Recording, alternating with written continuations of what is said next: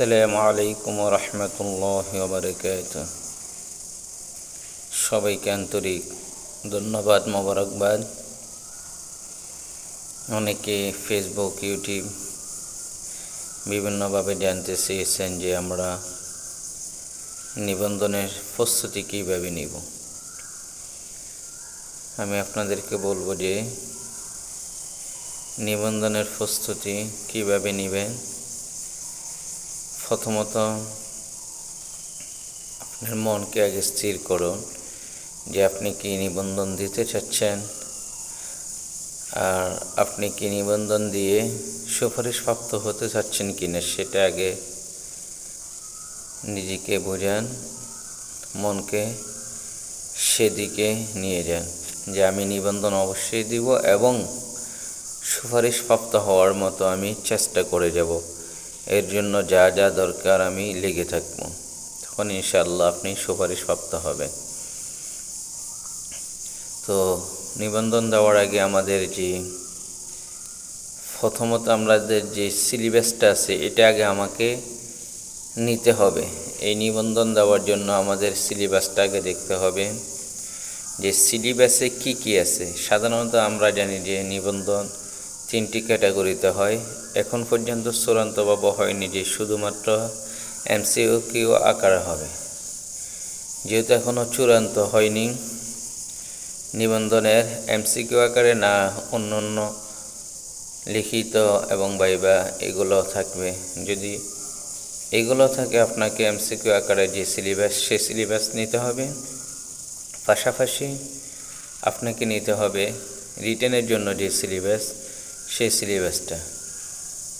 এখন আসেন আমরা MCQ আকারে যে সিলেবাসটা ওটা দেখে দেখে আমরা বিভিন্ন ইংলিশের জন্য ইংলিশ গাইড ইউজ করব, যেখানে ওই টপিকস অনুযায়ী আপনার ডিটেলস দেওয়া থাকবে।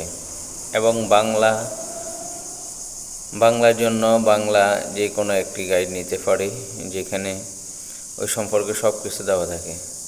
আর তাছাড়া বাজারে এবং গণিত আর সাধারণ জ্ঞানের জন্য আলাদা আলাদা গাইড নিতে পারি।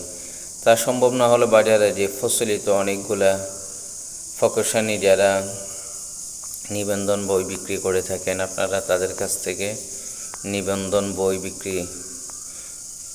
বইগুলো কালেক্ট করতে পারেন, ওইগুলো সংগ্রহ করে রাখতে পারেন। ওইগুলো থেকে মোটামুটি সব কিছু শেষ করতে পারলে বেছে বেছে আপনার সিলেবাস অনুযায়ী ইনশাল্লাহ আপনি কমন পেয়ে যাবেন।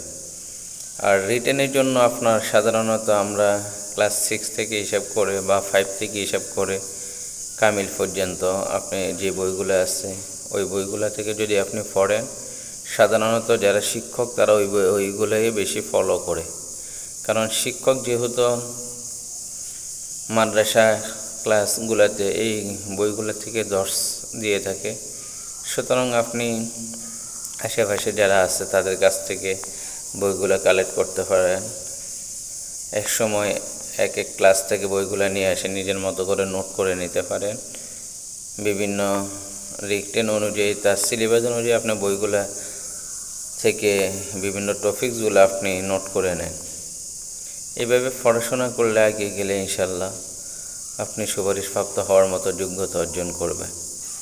সর্বোপরি সকলের কল্যাণ কামনা করে আমি এখানে শেষ করলাম। ইনশাল্লাহ পরে কোনো দিন আপনারা যদি আবার বলে থাকেন তাহলে আবারও আমি আপনাদের জন্য ভিডিও করব। তো সকলের প্রতি সালাম, সকলের সুকামনা করে এখানে শেষ করলাম। আসসালামু আলাইকুম ওয়া রাহমাতুল্লাহি ওয়া বারাকাতুহু।